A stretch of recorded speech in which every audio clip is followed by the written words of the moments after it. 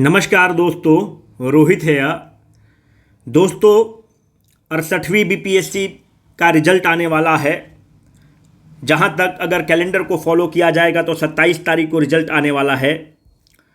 उसके बाद जो भी लोग 69th बीपीएससी की तैयारी कर रहे हैं, जिसमें बहुत ज़्यादा चांसेज है कि डिप्टी एसपी का पद रहेगा, एसडीएम का पद रहेगा, या फिर आप और कोई एग्ज़ाम की तैयारी करते हैं, अगर आप यूपीएससी की तैयारी करते हैं, अगर आप यूपीपीसीएस की तैयारी करते हैं, तो अगर आप मुझसे पूछेंगे कि एक कॉमन चीज़ आप बताओ, तो वो कॉमन चीज़ है एसी। अगर आप सिविल सर्विस में अगर आप देखेंगे तो उसमें एक ये होता है कि सिविल सर्विस में फाइनल सिलेक्शन में, मैं भी इसका भुक्तभोगी रहा हूँ, आप उसमें ये पाएंगे कि हम लोग GS1 GS2 पर तो फोकस करते हैं, पर दो सब्जेक्ट ऐसा है जो आपको डिसाइड करता है कि आपका सिलेक्शन होगा कि नहीं। एक जो पेपर है वो है इथिक्स, और जो दूसरा पेपर है वो है एसी। प्रॉब्लम ये है कि ये दोनों पेपर के बारे में हम लोग को ये लगता है कि हम एग्ज़ाम में जाकर लिख देंगे, एग्ज़ाम में जाकर यूरेका मूवमेंट क्रिएट कर देंगे, एग्ज़ाम में जाकर ऐसा लिखेंगे कि एग्जामिनर को लगेगा कि बाप रे बाप, examiner is better than the examiner, ऐसा कुछ क्रांतिकारी मचा देंगे।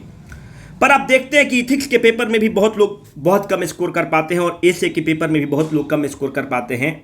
अगर आप अपने बीपीएससी का परीक्षा देखें तो एक चेयरमैन बधाई के पात्र हैं कि यहाँ पर दो पेपर था, GS1 और GS2। अगर आप इन दोनों पेपर को देखेंगे तो इसमें 70% वो क्वेश्चन आते हैं जो वही बाबू कुंवर सिंह, वही चंपारण मूवमेंट, वही गांधी जी, वही जेपी, वही ट्राइबल मूवमेंट, वही सारा चीज़। तो कहने का मतलब है इसमें मेधा का सही आकलन नहीं हो पा रहा था। आपको पता है कि चेयरमैन IIT से पढ़े हुए हैं और कुछ बहुत ही अच्छा स्टेप ले रहे हैं, और 68वीं बीपीएससी में तो बहुत ही अच्छा स्टेप ले रहे हैं, जिसके लिए ये बधाई के पात्र हैं। इसके पहले कुछ इन्होंने गलत स्टेप भी लिया था, जिसकी कड़ी निंदा हुई, भर्त्सना हुई। पर ऐसे का इन्होंने जो पेपर इंट्रोड्यूस किया, यकीन मानिए, मेरा विश्वास मानिए कि यह मेधा का सही परख करता है, पर यह बहुत ही डाइसी भी हो जाता है। GS1 और GS2 में अगर आपने बहुत पढ़ा, एक आदमी एवरेज पढ़ाई किया और एक आदमी बहुत ज़्यादा पढ़ाई किया, तो उसमें बहुत होगा तो आप 15 नंबर का अंतर क्रिएट कर सकते हैं, इससे ज़्यादा अंतर नहीं क्रिएट कर सकते हैं। पर ऐसे एक ऐसा सब्जेक्ट है कि 300 में किसी बच्चा को 100 नंबर भी आ सकता है, 95 नंबर भी आ सकता है, और वही बच्चा को 150 नंबर भी आ सकता है, 160 नंबर भी आ सकता है, 170 नंबर भी आ सकता है, क्योंकि essay is not about the rote learning, essay is all about the application of the mind. ऐसे ये देखता है कि व्यक्ति में कल्पनाशील कितना है, कल्पना उसमें कितना है, चीज़ों को सोच कैसे सकता है। इसीलिए आप देखते होंगे कि ऐसे का यूजुअली सिविल सर्विस वगैरह में दो प्रारूप होता है। एक जो ऐसे होता है उसको आप कॉन्क्रीट ऐसे बोलते हैं। कॉन्क्रीट ऐसे का मतलब होता है मूर्त ऐसे, gender equality, climate change, flood. तो ये ऐसे में आप जो जनरल स्टडीज का नॉलेज होता है उसको आप इस्तेमाल करके आप लिख सकते हैं। पर एक जो ऐसे होता है उसको आप अमूर्त ऐसे बोलते हैं, और अमूर्त ऐसे का मतलब होता है एब्स्ट्रैक्ट ऐसे। और अमूर्त ऐसे जो होता है वह दो चीज़ की परख करता है, एक भाषा शैली की परख करता है, और दूसरी आपकी कल्पना को परख करता है कि आप कितना कल्पनाशील हैं, आप कितना दूर तक सोच पाते हैं। ऐसा तो नहीं कि आप कूपमंडूक हैं, अगर हमने आपको टॉपिक दिया नाच ना जाने आंगन टेढ़, तो बस इतना ही घूमते रह गए कि आपने उसको और एक्स्ट्रापोलेट कर लिया। तो दोस्तों सबसे बड़ा दिक्कत क्या है ऐसे का सबसे बड़ा दिक्कत है कि अपना जो बीपीएससी में ऐसे आने वाला है वो 3 सेगमेंट में आने वाला है। एक सेगमेंट सेक्शन बी है, एक सेगमेंट सेक्शन सी है, एक सेगमेंट सेक्शन सी है। इसमें 4 ऐसे रहेगा, इसमें 4 ऐसे रहेगा, इसमें 4 ऐसे रहेगा। तो आपको क्या करना है कि इसमें से एक ऐसे का चयन करना है, इसमें से एक ऐसे का चयन करना है, इसमें से एक ऐसे का चयन करना है। इस परिस्थिति में 100 नंबर का ये ऐसे होगा, 100 नंबर का ये ऐसे होगा, 100 नंबर का ये ऐसे होगा। पर प्रॉब्लम कहाँ आ रहा है, यूपीएससी में ऐसा 2 ऐसे होता है, और उस केस में क्या होता है कि एक एब्स्ट्रैक्ट ऐसे होता है, कॉन्क्रीट ऐसे होता है। बीपीएससी जटिल बन जाता है, इसलिए जटिल बन जाता है कि ये वाला सेक्शन बी और सेक्शन सी ये दोनों फिलोसफिकल ऐसे होगा। दोनों जो टॉप ऐसे है यह दोनों अमूर्त ऐसे है। जब फिलोसफिकल ऐसे हो जाता है तो कल्पना की जरूरत पड़ती है, सोचने की जरूरत पड़ती है। पर फिर आपके जहन में क्वेश्चन आएगा कि सेक्शन सी में और क्या है। सेक्शन सी में ये एक कदम और आगे बढ़ गए हैं और सेक्शन सी में इन्होंने कहा है कि सेक्शन सी में हमारा ये टारगेट है कि बिहार की लोकोक्ति को इस्तेमाल करेंगे, जैसे कि का वर्षा जब कृषि सुखाने, नाच ना आवे आंगन टेढ़, भोज घरी कोहड़ा। तो ये जो है और सब एग्जाम से पेपर को कठिन बनाता है। और फिलोसफिकल ऐसे 2 पूछा जाएगा, एब्स्ट्रैक्ट ऐसे जो रिलेटिवली ईजी होता है वो 1 पूछा जाएगा। तो यहाँ पर पेपर बहुत डाइसी बन जाता है। आप लोगों से करजोड़ विनती है, अगर 69 का सॉरी दे रहे हो तो कम से कम 30 ऐसे लिख के जाना। ऐसा मत सोचना कि वहाँ पे जाकर हम बहुत ही एक चमत्कारी मैजिक वैन चला देंगे। अगर 68वीं के लिए लिख रहे हैं तो ये गलती कभी मत करिएगा। एग्जाम के पहले 20 ऐसे लिखिएगा, क्योंकि यह 20 ऐसे आपको फ्लो डेवलप कर देगा, एक फ्लेयर डेवलप करेगा। एक मेरा और अगर आप सलाह मानेंगे, वो मेरा सलाह ये रहेगा कि जब भी आप ऐसे लिखिएगा तो अपने टेस्ट मत करिएगा। आपके इष्ट मित्र जो सिविल सर्विस लिखे हैं या कोई और काबिल लड़का है, आप अपने ऐसे को उससे चेक करवाइएगा। ऐसा नहीं कि intro is very good, conclusion is bad, body is average और आपको हम 20 नंबर बैठा दिए, 70 नंबर बैठा दिए और आप मस्त हैं। ऐसे को हमेशा एक काबिल आदमी से पढ़वाइएगा जो पहले ऐसे का एग्जाम लिख चुका है और उसके ऐसे के अच्छे नंबर रहे हैं। क्यों? इसके पीछे हम कारण बताएंगे। क्योंकि ऐसे वो सब्जेक्ट है क्योंकि ऐसे मल्टी डायमेंशंस खोजता है। मल्टी डायमेंशन के साथ साथ ऐसे क्या खोजता है? मल्टी डायमेंशनल के साथ साथ भाषा में प्रवाह खोजता है, फ्लो खोजता है। खूब डायमेंशंस है, प्रवाह मिसिंग है, 90 नंबर बैठ जाएगा। प्रवाह खूब है, यूनिडायमेंशनल है, 0 नंबर बैठ जाएगा, 20 नंबर 30 नंबर बैठ जाएगा। हम लोग इस ऐसे का जो करिकुलम है उसमें हमारा प्लान क्या है? बहुत सारे टॉपिक होते हैं फिलोसफिकल टॉपिक, उसमें हमारा काम क्या है? आप ऐसे को ये ओवरऑल आपको पता है कि BCW में कोर्स इंचार्ज करके होता है, तो ये पूरा जो ऐसे का मॉड्यूल है ये मेरे अंतर्गत काम होगा। यूजुअली हम लोग अपने बारे में नहीं बताते हैं और इसको को लीड करेंगे कैलाश बिश्नोई जी। कैलाश बिश्नोई वो हैं जो, अगर आपने कलेक्टर साहिबा किताब पढ़ा होगा तो कलेक्टर साहिबा किताब के ऑथर हैं और अभी तक 450 आर्टिकल लिख चुके हैं। ये कहाँ आर्टिकल लिखे हुए हैं? राष्ट्रीय संस्करण दैनिक जागरण, अमर उजाला, हिंदुस्तान टाइम्स, दैनिक भास्कर, अनगिनत आर्टिकल लिख चुके हैं। हम लोग अपने बारे में नहीं बताते हैं, पर चूंकि ऐसे का थोड़ा बहुत बात है तो मुझे भी बहुत मौका मिला है और उसके लिए हम लोग ऐसे छोटे आदमी को दैनिक जागरण राष्ट्रीय संस्करण जो है मौका दिया है। हम लोग उतना डिजर्व नहीं करते हैं, उस एडिटोरियल बोर्ड की बड़प्पन है कि हम लोगों को मौका दिया है। तो उसमें क्या होता है कि वो हम लोग को ऐसे का ही टॉपिक देते हैं। ऐसे का कोई आपको टॉपिक दे दिए, अब कुछ भी वो टॉपिक दे देते हैं कि आप इस पर ऐसे लिख कर दीजिए। जैसे उसमें एक चलता है आजकल, दैनिक जागरण राष्ट्रीय संस्करण में देखेंगे कि आजकल वो कंप्लीट ऐसे है, तो वो आपको टॉपिक दे दिए, 2 दिन के अंदर बोलते हैं कि आप ऐसे लिख के हमको दे दीजिए और वो आपको रिलेटिवली सुटेबली रिम्बर्स भी करते हैं। तो उस केस में क्या होता है कि हम लोग को शुरू में बहुत दिक्कत होती थी, पर अब जो भी टॉपिक देते हैं उसको हम लोग लिख पाते हैं। तो आप ये पाते हैं कि उसका एक सेट फॉर्मूला है। अगर आप हर टॉपिक को अपने दृष्टिकोण से डिसेक्ट करने लगेंगे तो आप कभी ऐसे नहीं लिख पाएंगे। जैसे एक उदाहरण हम आपको टॉपिक देते हैं, जब अर्थ बोलता है सत्य मौन हो जाता है। When money speaks, truth becomes silent। अब आपको लगेगा कि इसमें हम क्या लिखेंगे। जैसे एक टॉपिक है का वर्षा जब कृषि सुखाने, बिहार में चलता है। अब समझ में नहीं आता इस टॉपिक पे हम क्या लिखेंगे और आपको कितने शब्द में लिखना है? 700 से 800 शब्द में लिखना है। तो इस पूरे टॉपिक का मुख्य टारगेट ये होगा कि हम लोग फिलोसफिकल ऐसे जो 2 सेगमेंट में है, पहले उसको प्रायोरिटी पर रखेंगे, उसके बाद हम लोग कॉन्क्रीट ऐसे पर आएंगे। कितना वीडियो होगा? अनलिमिटेड वीडियो होगा। मैं आपको पूरे जिम्मेवारी के साथ कह रहा हूं कि उस समय तक वीडियो लेकर आएंगे जब तक आप अपने हाथ उठाकर नहीं कह देंगे कि अब आपकी मुझे ज़रूरत नहीं है, आप कुछ और करिए। हम इसलिए बोल रहे हैं क्योंकि एक सेट फॉर्मूला है। अगर आपने उस सेट फॉर्मूला को फॉलो किया तो कोई भी टॉपिक को आप डिसेक्ट कर सकते हैं और एक बढ़िया उत्तर लिख सकते हैं। जब हम लोग ऐसा एक एवरेज आदमी देश का सबसे प्रतिष्ठित और सबसे ज़्यादा सर्कुलेटेड होने वाले दिल्ली में जगह पा सकता है, तो हर एक आदमी एक ऐसे लिख सकता है। इसलिए बोल रहे हैं क्योंकि एक सेट फॉर्मूला है, उस फॉर्मूला को आप पकड़ लेना, उसके बाद आप लिख लोगे। फिर अब मामला बचेगा कि आप कितना में देंगे, आपका कोर्स का दाम क्या है। मेरा एक आपसे सलाह है कि आप पहले जाकर मार्केट में पता कर लीजिए कि क्या लूट मचा हुआ है। और बहुत हम जिम्मेवारी से कह रहे हैं कि 6,000, 7,000, 8,000 और 15,000 रुपया तो लोग ऐसे ही ले रहा है। हमारा ऐसे का कॉस्ट क्या है और क्यों है, उसके पीछे हम लॉजिक आपको देंगे। ₹2499 जनरल लोगों का कॉस्ट है। जो रेजोनेंस 1.0 में है और रेजोनेंस 2.0 में है, उनसे हमारा भावनात्मक लगाव होता है, उनका हम लोगों ने फी रखा है 1599। फिर भी आपके जहन में आएगा कि सर थोड़ा ज़्यादा है, आप लोग तो डेमोक्रेटाइज एजुकेशन की बात करते थे, फिर भी ज़्यादा है।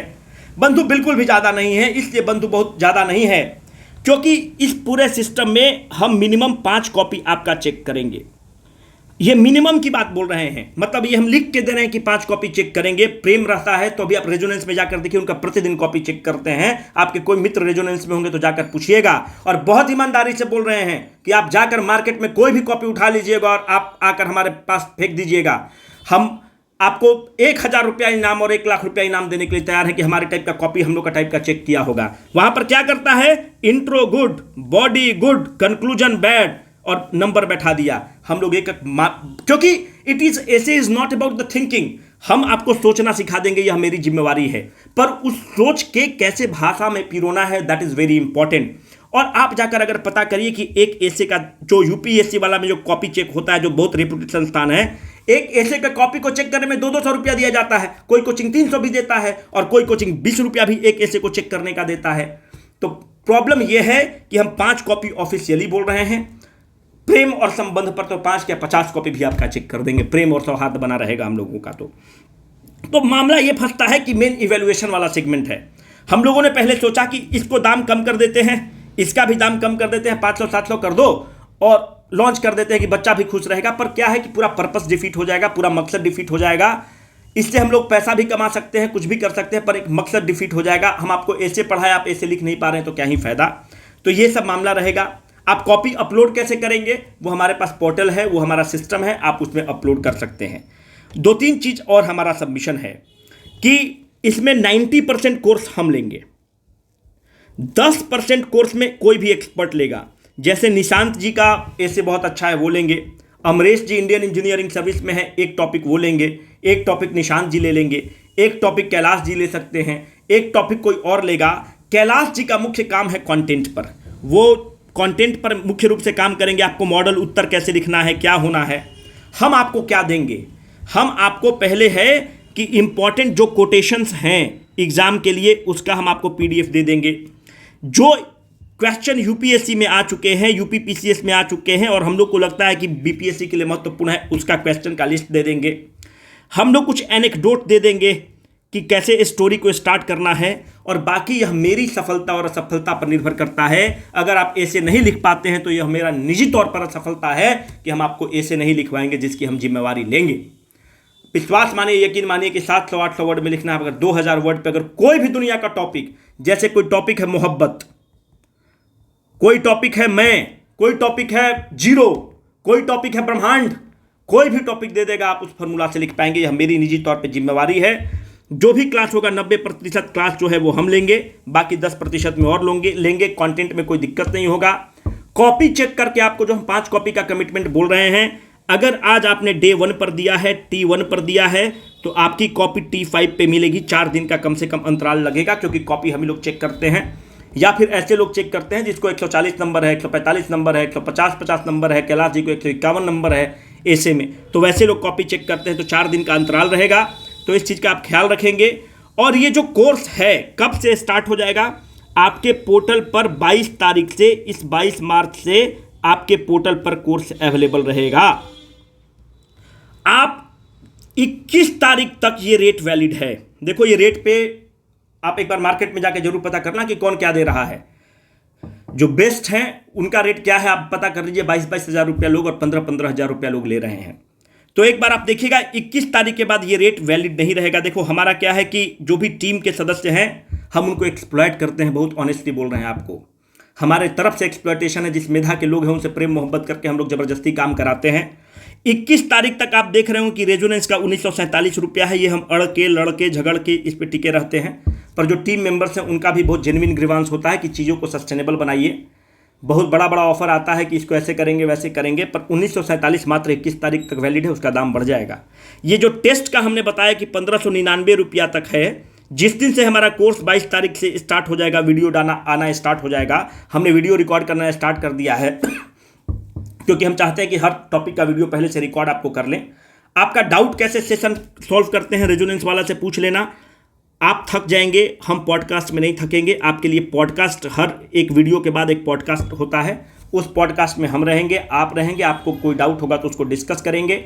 हर जिस दिन वीडियो अपलोड होगा उस दिन होगा, उसके अगले दिन आपका पॉडकास्ट होकर आपका डाउट क्लियर करेंगे।